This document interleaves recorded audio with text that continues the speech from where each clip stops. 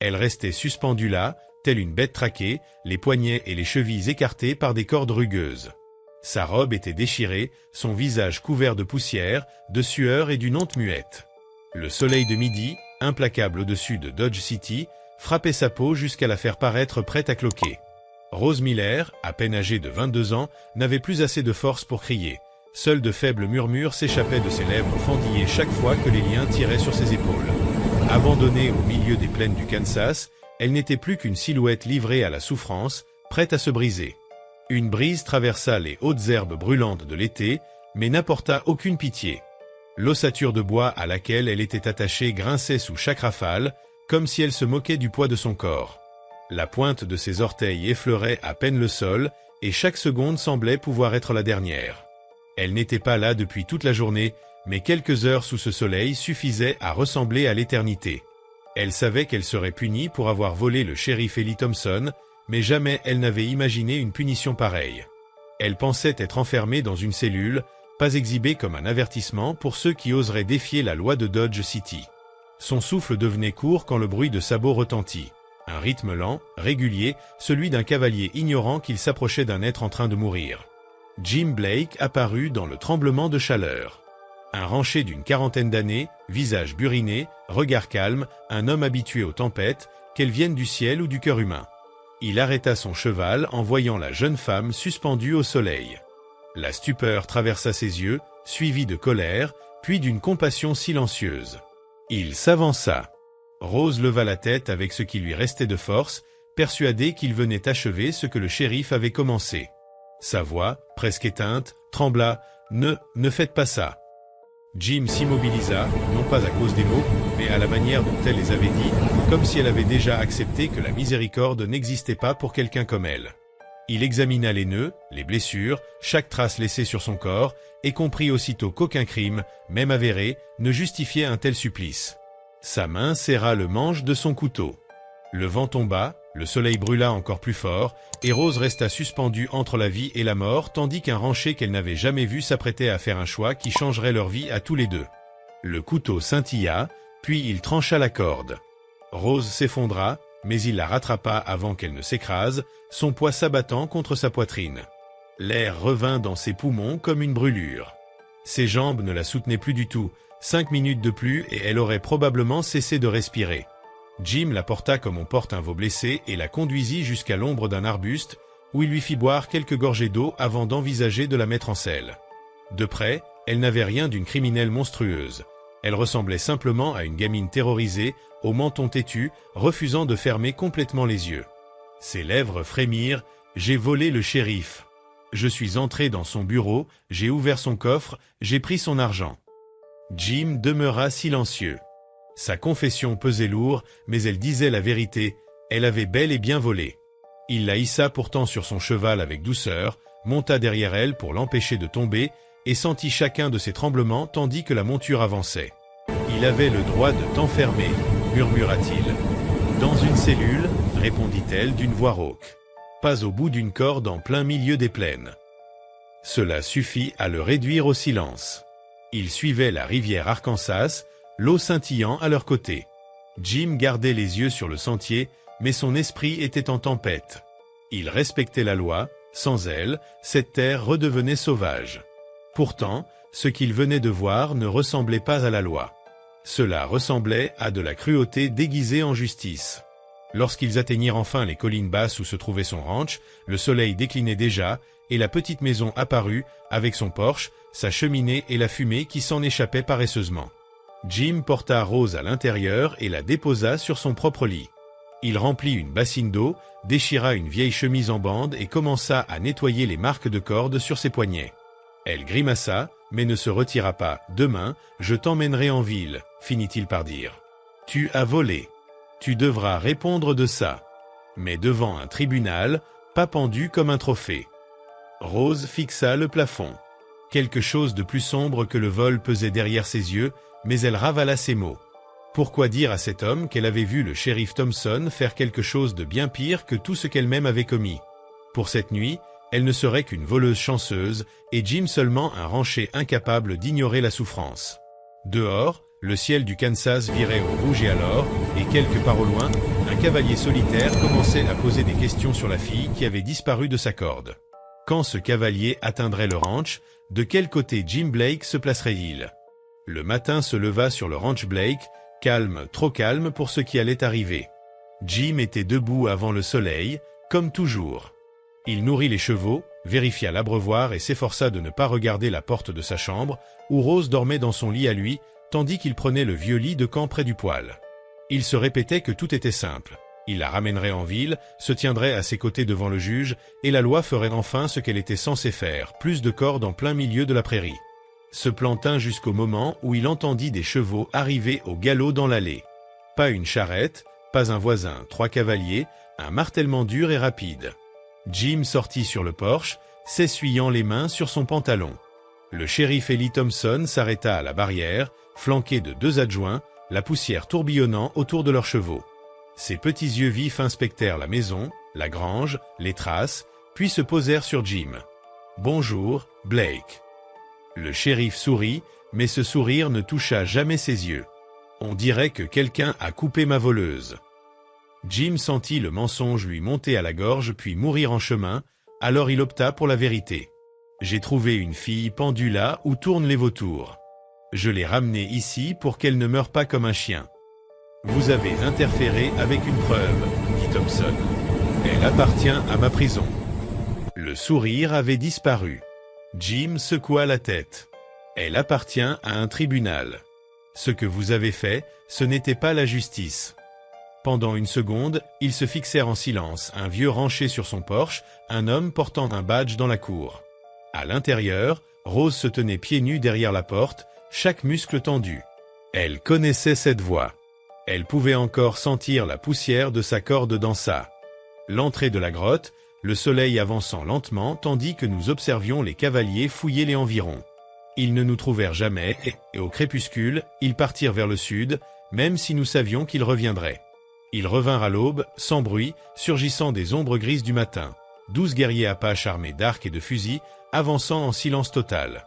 Je sortis de la grotte les mains levées, laissant mon arme derrière moi. Résister aurait été une folie, et cela aurait surtout condamné Kiona. Leur chef, un homme âgé d'au moins 60 ans mais se mouvant avec une étonnante fluidité, portait des marques de guérisseur et un fusil usé par les années. Lorsqu'il aperçut Kiona assise à l'entrée, un mélange de soulagement puis de colère traversa son visage. Ils échangèrent quelques mots dans leur langue tandis que j'attendais, conscient que mon sort se décidait dans des paroles qui m'échappaient. Enfin, il se tourna vers moi et d'un ton calme mais lourd de sens, déclara « Tu as touché ma fille. » Mon sang se glaça. « Je n'ai fait que soigner ses blessures, » répondis-je. « Tu lui as sauvé la vie. Peu d'hommes l'auraient fait. Beaucoup l'auraient abandonné. » Son regard plongea dans le mien. « Tu es resté 3 jours à ses côtés. Tu l'as protégé, tu l'as aidé, tu l'as maintenu en vie.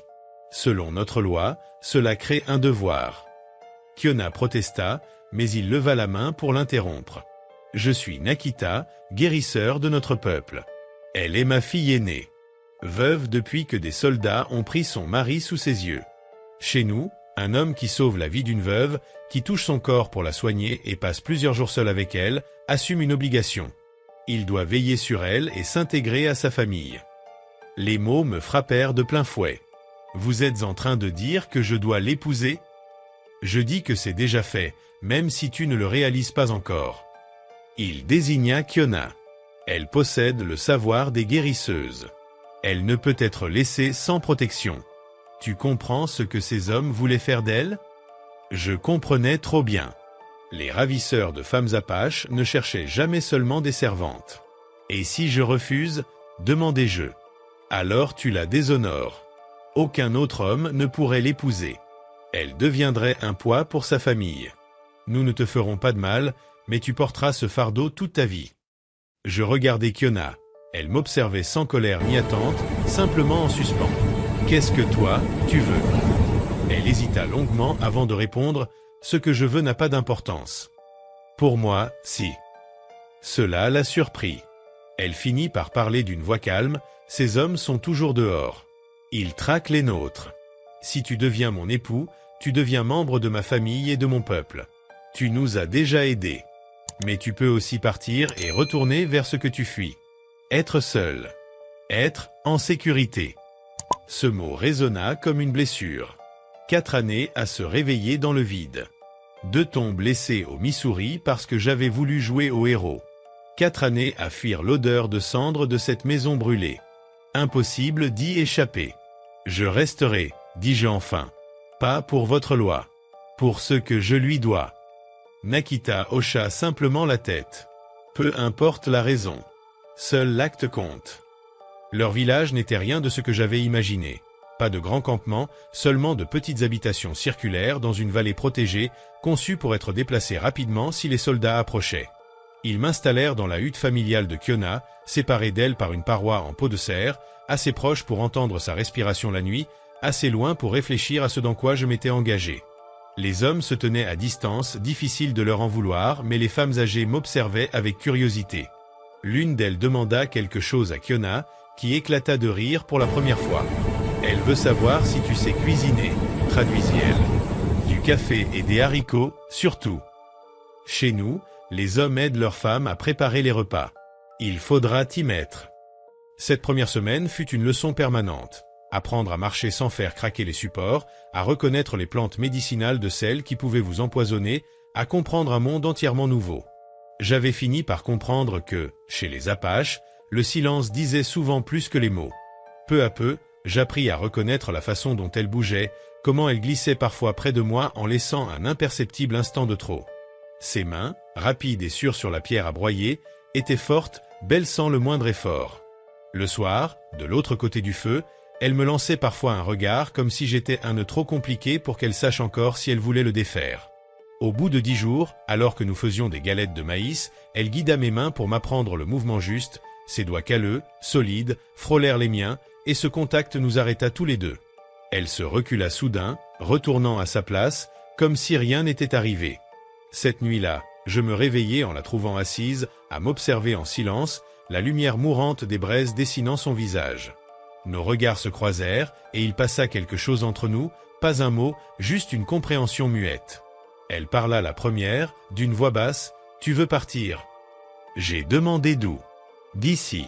Revenir vers les tiens. » Je pensais aux villes, à leurs lois, aux églises, aux femmes dans leurs robes bien repassées, puis à ce que je pourrais dire en revenant, où j'avais été, ce que j'avais fait. « J'ai plus de monde à moi, » répondis-je. « Je l'ai et perdu il y a longtemps. » Elle devina que j'avais été marié, et lorsqu'elle me demanda si j'avais aimé ma femme, la question me transperça plus que prévu. Oui, mais pas assez pour la sauver. J'étais parti combattre pendant qu'une épidémie prenait ma femme et ma fille. En rentrant, il ne restait que 2 pierres tombales devant une maison brûlée. Parfois, l'amour ne suffit pas. Parfois, on n'est simplement pas là au moment décisif. Elle resta silencieuse longtemps, puis dit doucement que son mari était mort dans ses bras, abattu lors d'un raid. Elle avait vu la vie quitter ses yeux, et pendant 2 ans, elle avait voulu le suivre, jusqu'à ce qu'on la capture et qu'elle comprenne qu'elle voulait vivre, mais qu'elle avait oublié comment. Je la regardais et... Quitter ses yeux, et pendant 2 ans, elle avait voulu le suivre, jusqu'à ce qu'on la capture et qu'elle comprenne qu'elle voulait vivre, mais qu'elle avait oublié comment. Je la regardais et murmurais que peut-être nous étions 2 à réapprendre. Quelque chose changea dans son expression, comme si 2 êtres un peu trop cassés tentaient malgré tout d'exister à nouveau. J'eus envie de franchir l'espace entre nous, de toucher son visage, mais je me retins. Je lui dis seulement qu'il fallait dormir, même si aucun de nous n'y parvint réellement. À l'aube, le drame éclata. 3 femmes et 2 enfants avaient été capturés près de la source par un groupe de pillards rapides et silencieux. Ils laissèrent un message en espagnol gravé sur une pierre. « Rendez la veuve ou les enfants seront vendus ». Les jeunes guerriers voulaient attaquer, mais Nakita rappela qu'ils avaient de bonnes armes et des chevaux, et qu'une attaque frontale coûterait des vies. Alors Kyona se leva et dit que tout cela arrivait à cause d'elle, qu'elle partirait. Avant même de réfléchir, je refusai. On échangerait, mais pas elle moi. Je valais plus vivant pour ces hommes qu'une veuve apache. Je demandai un jour pour ramener les otages. Elle me saisit le bras, furieuse et effrayée. « Tu vas mourir. » Peut-être, mais mieux valait ça que de voir des enfants réduits en esclavage. Elle me demanda pourquoi, puisque je ne devais rien à ce peuple. « Parce que je te dois à toi. Et toi, tu donnerais ta vie pour eux. » Elle se rapprocha, hésita entre me frapper et me serrer, puis me tira contre elle et murmura « Reviens. Tu m'entends ? Tu n'as pas le droit de mourir pour moi. » Elle déposa un baiser désespéré sur mon front avant de me laisser partir. J'entrai seul dans le camp ennemi, main levée. Leur chef, un métis au cou balafré, me tourna autour comme s'il venait de recevoir un présent inespéré. Il voulut négocier en gardant un enfant en garantie, mais je refusai. Derrière lui, je vis les ombres des guerriers prêts à intervenir. Je donnai le signal. Je me jetai au sol. En un souffle, tout explosa, coups de feu, cris, poussière. Je ramassai un revolver et tirai, le chef tomba, puis d'autres encore. En 2 minutes, tout était terminé. 14 ennemis morts, 3 capturés, 2 guerriers tombés côté Apache et une lame plantée dans mon ventre. Je tenais à peine debout lorsque Kiona surgit, les yeux brillants de colère et de peur. « Idiot, tu aurais pu y rester. » Je lui répondis que les enfants étaient saufs. Elle me tira à l'ombre et tenta d'arrêter le sang, les mains tremblantes. Pour la première fois, elle avait peur. Je lui dis que je n'avais pas prévu de mourir.